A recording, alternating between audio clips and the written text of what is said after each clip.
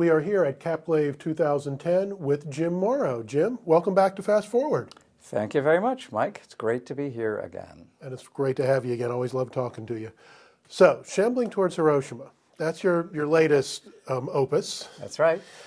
Fascinating book. What was the seed for this? To explain what this book is about is a little bit interesting. Well, the last time you and I were in conversation, we talked about my novel, The Last Witchfinder, and the follow-up book, The Philosopher's Apprentice, both of which have a lot of kind of intellectual heavy lifting going on in them. I had to research the whole birth of the Enlightenment, the coming of the Newtonian worldview for The Last Witchfinder, and in the case of The Philosopher's Apprentice, I had to teach myself the whole history of Western ethical thought, because the plot is that, you know, this failed philosophy student has to implant a conscience in this young woman who's a clone and whose super ego is a blank slate. And I just wanted to do something that would be a lark, something that would be fun, you know. Ever since my friend Butchie Tuckerman brought the first issue of Famous Monsters of Filmland home from his mother's newsstand that she ran in the 1950s, this must have been 1958, you know. I fell in love with the old horror films. And when Jacob Wiseman at Tachyon invited me to contribute a short novel to the series, I said, you know, I've always wanted to do something with Godzilla. I came out of the remake that nobody likes, the Roland Emmerich disaster, saying, well, this movie has very little to recommend it, but the myth still resonates, the primal thrill we get from Godzilla, who, after all, is not simply a dinosaur. He's a monster. There's something mythic about Godzilla. He participates in Japanese folklore, really in world folklore. He's a dragon. And, of course, he's manifestly a metaphor for the atomic bomb.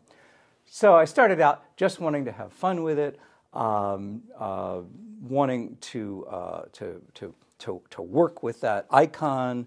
Initially, I came up with an idea, which I rejected, but it spins off of the fact that this must have been circa 1995. Here in Washington, the Smithsonian Institute is going to exhibit the Enola Gay, the plane from which the bomb was dropped on Hiroshima. And this became very controversial, as you might remember. It was like the 50th anniversary, 1945 to 1995. And so the first plot I came up with involves a woman who was hired to portray Godzilla in the post-war Japan, who one day is visited by the spirit of Godzilla, who impregnates her with a reptilian egg, which she then has to give birth to and cultivate. And this becomes, and then she has this sort of baby Godzilla to deal with. And this monster gets wind of the Enola Gay exhibit and the fact that there's a lot of indignation that it's thought that this will be an unpatriotic,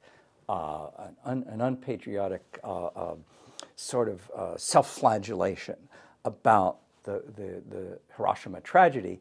And historically, in fact, the exhibition was Bowdlerized, and they did not include photographs of the victim. But in my novel, Godzilla is going to threaten to stomp on Washington, D.C. unless they tell the truth about Hiroshima in this exhibit. And I looked at that outline and I said, no, Jim, you could do better than that. That's sort of preachy, you know, that's kind of moralistic, that's setting the reader straight about a thing or two. And but I still wanted to work with Godzilla, and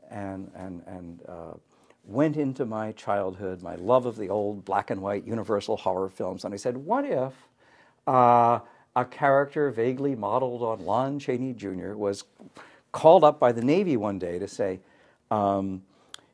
we've been creating a biological weapon here. It's 1945, and the Navy has its own project to develop a superweapon in tandem with the Army's Manhattan Project, leading to the atomic bomb. And they say to this Lon Chaney Jr. analog, Sims Thorley, we need you to put on a rubber lizard suit and destroy a model Japanese city before the eyes of a delegation that's coming over from Tokyo as a demonstration of this terrible biological weapon we've created. These actual giant mutant bipedal, amphibious, fire-breathing iguanas. And Sim says, that's a very weird assignment, but I could use the money, and I'll do my best. This is the performance of a lifetime. The idea is that the delegation might decide to sue for peace upon understanding how terrible this weapon is. And indeed, the lizards have been bred by some mad scientists in the employ of the United States Navy, and they're floating around in these enormous tanks at China Lake in the California desert. But there actually was a minority sentiment within the Truman administration to demonstrate the atomic bomb. The Assistant Secretary of War under Stimson, John McCloy, said, Mr. President, you have to let the world know about the atomic bomb.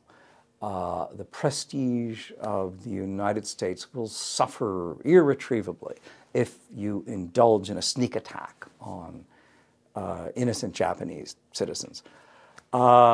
Truman was attracted to a rather different doctrine, as we all know, but it's not completely fanciful that they would do a demonstration shot of these giant lizards. Mm-hmm. So, and one of the things, and you must have loved doing the research on this because it's full of real people. Mm. I mean, you have James Whale in it, Willis O'Brien, you have William Bodine, One-Shot Bodine's in it. All of these real people and kind of analogs of the old real horror movies of the time. And I know you love that stuff. I love that stuff. And they're all, you can Google them, most of them, into existence. And, yes, of course, James Whale is iconic, but people are less familiar with William Bodine. But I figured I want it to be as historically accurate as possible. I mean, I think when you're working with an outrageous, let's face it, ridiculous premise, the more you can retrofit, factuality and technically correct material onto your premise, the more the reader is likely to buy it at some level. But it was a great excuse to revisit a lot of the Boris Karloff and Lionel Atwill and Lon Chaney Jr. horror classics of the 40s, because that's the milieu in which he's working. I've got friends who are in the film business, and they were able to be informants for me. I mean, the stuff I was a little fuzzy on, like where would people who worked for Monogram Pictures have eaten lunch, mm-hmm. And I think I got that one right. And what exactly did an assistant director do in the 1940s if he's working for Sam Katzman, another actual figure, and he really did run Monogram Pictures for a while. So that there's a kind of verisimilitude going on with the craziness. It was also a great excuse to look at a bunch of Godzilla movies. They go down very well with a bit of beer.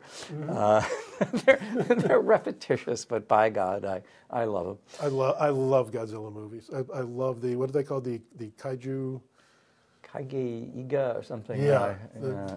I have the original Japanese Godzilla, the DVD that had the original one. I acquired that in the middle of my research because it actually has a behind-the-scenes vignette about the art of suit acting. Mm-hmm. They toyed with the idea of making the original Godzilla through Ray Harryhausen, Willis O'Brien type stop motion, and they realized it would just be economically prohibited. And there's something about it being the guy in the rubber suit in those movies that is part of what I love about it. It has its own charm. But of course, then I realized, as I was playing with all this stuff and having a lot of fun with, this Sims thoroughly giving the performance of a lifetime and being directed by James Whale, I said, I really can continue the conversation, this very necessary conversation about Hiroshima and Nagasaki. And I don't have a terribly strong opinion one way or another, but that's not the point of being a novelist. You're not telling your reader what to think. You're just sort of inviting the reader to think. And, I was surprised how much I could get in about maybe the dubiousness of the second attack, Nagasaki. I could get in a bit of the horror, because you might remember near the end of the novel, Sims meets a young man who's won the Godzilla, the Gorgantus rubber suit in a raffle at a science fiction movie fan convention, and this young man, Eric's great aunt, was one of the hibakusha, one of the explosion-affected persons, and so he relates his aunt's memory of that horrible day. And of course, speaking of the original Toho classic directed by Shiro Honda, it's manifestly an anti-war film, and the uncut version, as opposed to the Raymond Burr bowdlerized edition that made it to these shores, and I think a couple of years after the original film was released to Japanese audiences. It has scenes set in clinics following the aftermath of Godzilla's firebombing of Tokyo that clearly are intended to evoke the documentary footage that came out of Hiroshima and Nagasaki. When you watch that original version of Godzilla, it's a very different movie than what we saw as youngsters. It's very dark and somber, and it's not an amusement park ride.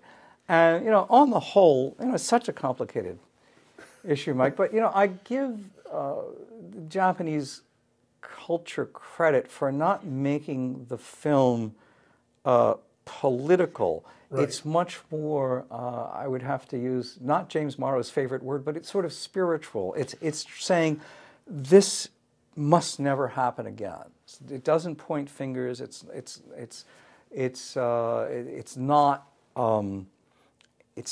trying to critique the fact of the Hiroshima and Nagasaki tragedies. It's just saying, we've got to really think about this. Our consciousness must be raised. And I would go on record. I'll go on record here at Fast Forward as saying I think that Godzilla film contributed to I think I would rank it with Dr. Strangelove. I can think it contributed to the conversation, as did some other works, On the Beach and Canticle for Leibowitz, that enables us to live in what I call this alternative reality we're in now, where nuclear holocaust never occurred, Which is pretty amazing. Yeah, I feel that we're in one of those science fiction stories about what if World War III hadn't happened? Yes. What would the world be like? What would it be like? And we're in that. And I think it's because a serious conversation did get going, and it was carried on as much or more by the science fiction culture than by the mainstream. Yeah. Now, one thing I want to talk about the book, and it kind of goes through a lot of your writing, is the structure of the book. I mean, you've had books that were narrated by other books, and things like that. The structure of this one is it's a memoir / suicide note. Yeah, that's being written at a science fiction movie convention in Baltimore. I like framing stories, and the whole book spins off of the first line. Whether this memoir will turn out to be the world's longest suicide note, or instead the means by which I might elude the abyss, only time can tell. And it's not really a spoiler to say that the demonstration shot before the Japanese delegation doesn't work. Even though Sims gives a very credible performance, and he wrecks the hypothetical Japanese city of Shirazuka with tremendous conviction and elan, and is in a lot of pain because he cuts his foot at one point on a model battleship that's at the bottom of the tank. The demonstration shot doesn't work because it's not really an alternative history. It's simply a hidden history, a secret history of what the Navy was up to in 1945. And so, therefore, Hiroshima and Nagasaki become necessary. They weren't able to cow the delegation sufficiently.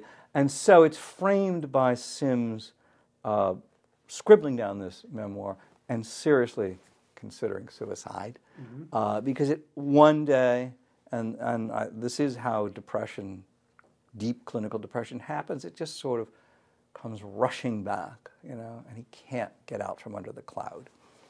And I won't spoil how that plays out. We don't want to do that.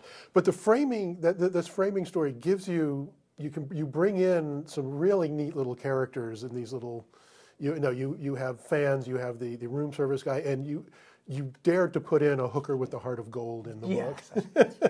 Well, it's a celebration of movies after all. So yes. And you're allowed one hooker with the heart of gold. Yes. And the book in itself is kind of like an old horror movie. I mean, it's got the army guys, and it's got the monsters, and it's got the bad guys. Was it Siegfried Dagover? Yes. He's got an antagonist, a little bit of the alleged Karloff-Lugosi rivalry. I mean, in fact, I think that's something of an urban legend. But I do much with it. That becomes a whole subplot where his rival almost prevents him from showing up on the big day when he has to put on the rubber suit and crush the city. And you even managed to have a Godzilla sex scene in it. And my hat's off to you for that. Didn't see that coming, but on the day I sat down to compose a scene where he was just going to kind of be with his girlfriend on the beach and practice using the suit. She gets carried away and says, "Oh, this monster is so sexy, I'm getting turned on by Godzilla." And you also talk about, speaking of philosophy and things, kind of what it is to be a fan and to watch horror movies. Because you quote Susan Sontag in it with the, yeah, thanks for bringing that up. The complicity with the abhorrent. Yeah, it was a famous essay of hers, mostly spun off of 50s science fiction movies. It's called The Imagination of Disaster. And she says, these movies, there's something borderline obscene about them. I mean, they enable us to sort of live through the unthinkable, the destruction of cities, the destruction of entire civilizations, and we just sit there as spectators. So, and I appreciate the fact that she invites us to be very mindful of that. It's not to say we shouldn't enjoy these movies for the visceral kick, but it's always worth remembering how close they are to the unthinkable and to unimaginable loss and pain. So I at the risk of being moralistic. Yes, these movies are in complicity with the abhorrent, but I think if we admit that, we're better off than pretending otherwise. And this book also, I mean, a lot of your books are about, and this one is too possibly, faith, and I think you've called it a post-theistic society and things like that. Yeah. This is not quite as deep into that as some of your others.